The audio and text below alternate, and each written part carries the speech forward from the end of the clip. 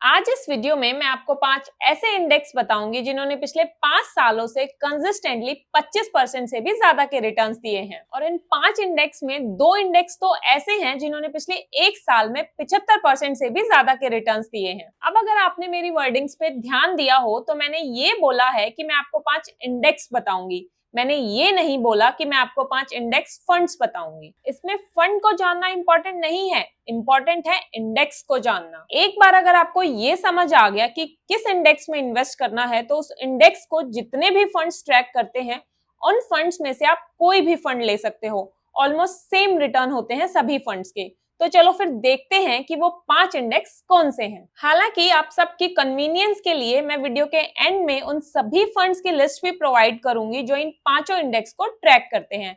आप उन फंड्स में से अपने हिसाब से कोई भी चूज कर सकते हो। तो चलो फिर देखते हैं कि वो 5 इंडेक्स कौन से हैं। अब ये जो टेबल है आपके सामने, ये ब्रॉड बेस्ड इंडेक्स की टेबल है जिसमें टोटल 12 इंडेक्स हैं। बेसिकली इक्विटी इंडेक्स को 4 टाइप्स में डिवाइड किया हुआ है: broad based index, sectoral index, thematic index और स्ट्रेटेजिक इंडेक्स। हम जो 5 इंडेक्स लेंगे उनमें 3 इंडेक्स तो ब्रॉड बेस से लेंगे और 2 इंडेक्स स्ट्रेटेजिक से लेंगे।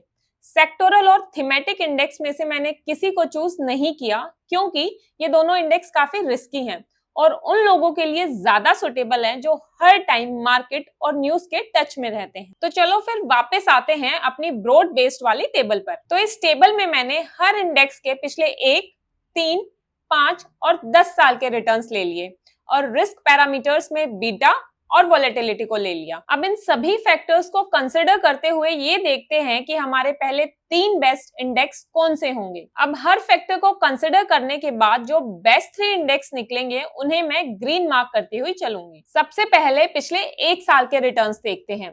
तो सबसे ज्यादा रिटर्न्स निफ्टी माइक्रो कैप 250 ने दिए हैं 72%। उसके बाद निफ्टी नेक्स्ट 50 ने दिए हैं 70% और तीसरे नंबर पे निफ्टी स्मॉल कैप 250 ने दिए हैं 69%। तो इन तीनों को मैं यहाँ ग्रीन मार्क करती हूँ। अब अगर पिछले 3 साल का देखें तो सबसे बढ़िया रिटर्न्स माइक्रो कैप के ही हैं 35%। उसके बाद निफ्टी मिड कैप 150 के हैं 29% और फिर है स्मॉल कैप 250 के 28%। तो इन तीनों को भी मैंने ग्रीन मार्क कर लिया। अब पिछले 5 साल में भी सबसे ज्यादा रिटर्न्स वाले जो 3 इंडेक्स हैं वो है Nifty micro cap 250, Nifty small cap 250 और निफ्टी मिड कैप 50। इन्होंने 43, 34 और 33% के रिटर्न्स दिए हैं। इन तीनों को भी मैंने ग्रीन मार्क कर दिया। ऐसे ही 10 साल का अगर देखें तो इसमें Nifty micro cap 250, mid cap 150 और स्मॉल कैप 250 के रिटर्न्स सबसे अच्छे हैं। अब ये तो हमने सभी इंडिसेस के रिटर्न्स देख लिए। एक बार अब इनके रिस्क पैरामीटर्स बीटा और वोलेटिलिटी को भी देख लेते हैं। तो बीटा की वैल्यू जितनी कम होती है इंडेक्स उतना ही कम रिस्की होता है और जितनी ज्यादा होती है इंडेक्स उतना ही ज्यादा रिस्की होता है। अब हमारी लिस्ट में वो 3 इंडेक्स देखते हैं जिनका बीटा सबसे कम है। तो इसमें सबसे कम बीटा है निफ्टी मिड कैप 150 का 1.01। उसके बाद है निफ्टी लार्ज मिड कैप 250 का 1.02 और फिर है निफ्टी माइक्रो कैप 250 का 1.03। अब अगर वोलेटिलिटी देखें तो वोलेटिलिटी भी जितनी ज्यादा होती है इंडेक्स उतना ही ज्यादा रिस्की माना जाता है। तो वोलेटिलिटी के हिसाब से वो 3 इंडेक्स देखते हैं जो सबसे कम रिस्की हैं। सबसे पहले है निफ्टी 50 इंडेक्स क्योंकि इसका वोलेटिलिटी परसेंटेज सबसे कम है। इसके बाद है निफ्टी 100 और फिर है निफ्टी 200। तो बेसिकली लार्ज कैप कंपनीज का वोलेटिलिटी परसेंटेज कम है और इसलिए ये सबसे सेफ भी मानी जाती हैं। तो सभी ईयर्स के रिटर्न और रिस्क पैरामीटर्स को देखने के बाद मैंने जो 3 इंडेक्स सिलेक्ट किए हैं वो है Nifty micro cap 250 index, Nifty mid cap 150 index और निफ्टी नेक्स्ट 50 इंडेक्स। यहाँ पर मैं निफ्टी स्मॉल कैप 250 के बढ़िया रिटर्न्स होने के बाद भी उसको कंसिडर नहीं कर रही।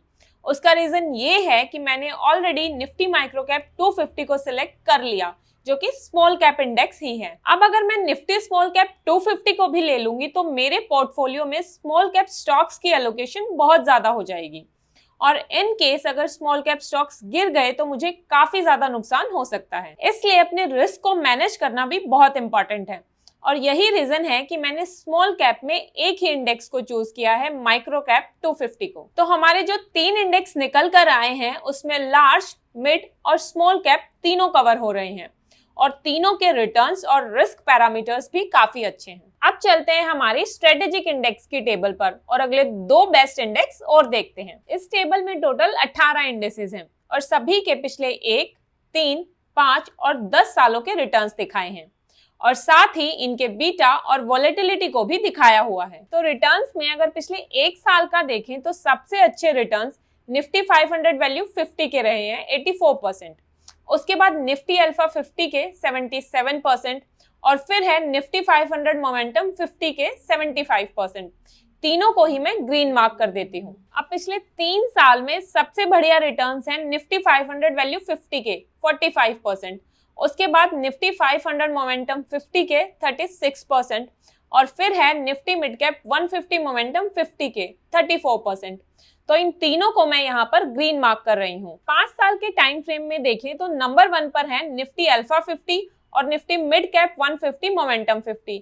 इन दोनों ने 39% के रिटर्न्स दिए हैं और इसके बाद निफ्टी 500 वैल्यू 50 है जिसने 38% के रिटर्न्स दिए हैं। पिछले 10 साल में भी टॉप 3 पर Nifty alpha 50, Nifty mid cap 150 momentum 50 और निफ्टी 200 मोमेंटम 30 रहे हैं। तो ये सारे रिटर्न्स को देखने के बाद हमें एक बात समझ आ रही है कि 3 ऐसे स्टाइल्स हैं जिन्होंने लॉन्ग टर्म और शॉर्ट टर्म दोनों में ही अच्छे रिटर्न्स दिए हैं, मोमेंटम, वैल्यू और अल्फा। अब अगर हम इनका बीटा और देखें तो निफ्टी क्वालिटी लो वॉलेटिलिटी 30, निफ्टी 200 क्वालिटी 30 और निफ्टी 100 क्वालिटी 30 का बीटा इन सब में से सबसे कम है। और अगर वॉलेटिलिटी की बात करें तो वॉलेटिलिटी भी इन्हीं तीनों इंडेक्स की सबसे कम है। तो अब इन सभी फैक्टर्स को कंसिडर करने के बाद मैंने जो 2 इंडेक्स सिलेक्ट किए हैं वो है निफ्टी अल्फा 50 और Nifty mid cap 150 momentum 50 index. वैसे मैं इनमें वैल्यू 50 को भी सिलेक्ट करना चाहती थी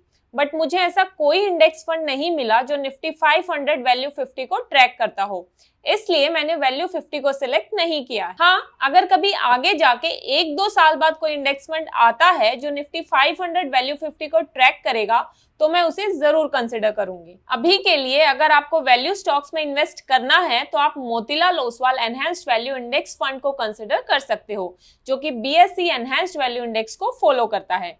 इस फंड पर मैंने एक पूरी वीडियो भी बनाई है, आप देखना चाहो तो उसे भी देख सकते हो। तो फाइनली ब्रॉड बेस्ड इंडेक्स और स्ट्रेटेजिक इंडेक्स, इन दोनों में से जो 5 इंडेक्स हमने चूज किए हैं वो है Nifty micro cap 250 index, Nifty mid cap 150 index, Nifty next 50 index, Nifty alpha 50 और Nifty mid cap 150 momentum 50 index. अब एक बार ये देख लेते हैं कि अगर हमने इन पांचों इंडेक्स में 10 साल पहले इन्वेस्ट किया होता या तो SIP की फॉर्म में या फिर लमसम की फॉर्म में, तो आज के दिन हमारा पैसा कितना ग्रो कर गया होता। और फिर उसके बाद एंड में मैं उन फंड्स की भी लिस्ट दूंगी जो इन पांचों इंडेक्स को ट्रैक करते हैं। तो पहले एक बार SIP का देखते हैं।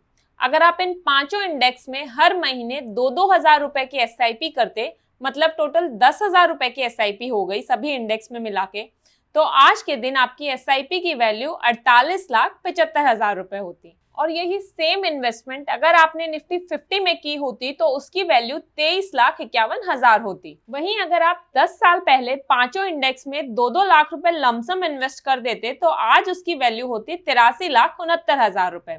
और अगर निफ्टी 50 में ये इन्वेस्टमेंट करी होती तो उसकी वैल्यू होती 31,61,000 रुपए। अब मैं आपको उन सभी फंड्स की लिस्ट दिखाती हूँ जो इन पांचों इंडेक्स को ट्रैक करते हैं। तो निफ्टी नेक्स्ट 50 को ये टोटल 14 फंड ट्रैक करते हैं। निफ्टी मिड कैप 150 को ये 12 फंड्स ट्रैक करते हैं। माइक्रो कैप 250 को अभी तक सिर्फ एक ही फंड है जो ट्रैक करता है, Motilal Oswal Nifty micro cap 250 index fund. Nifty alpha 50 को भी अभी एक ही फंड ट्रैक करता है, बंधन Nifty alpha 50 index fund.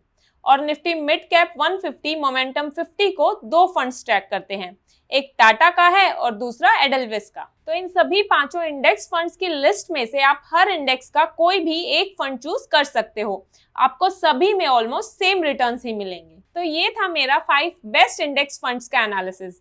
I hope आपको ये एनालिसिस अच्छा लगा होगा और थोड़ा कॉन्फिडेंस भी मिला होगा कि हाँ, इनमें इन्वेस्ट करके हम फ्यूचर के लिए एक अच्छी वेल्थ बना सकते हैं और फाइनेंशियली सिक्योर हो सकते हैं।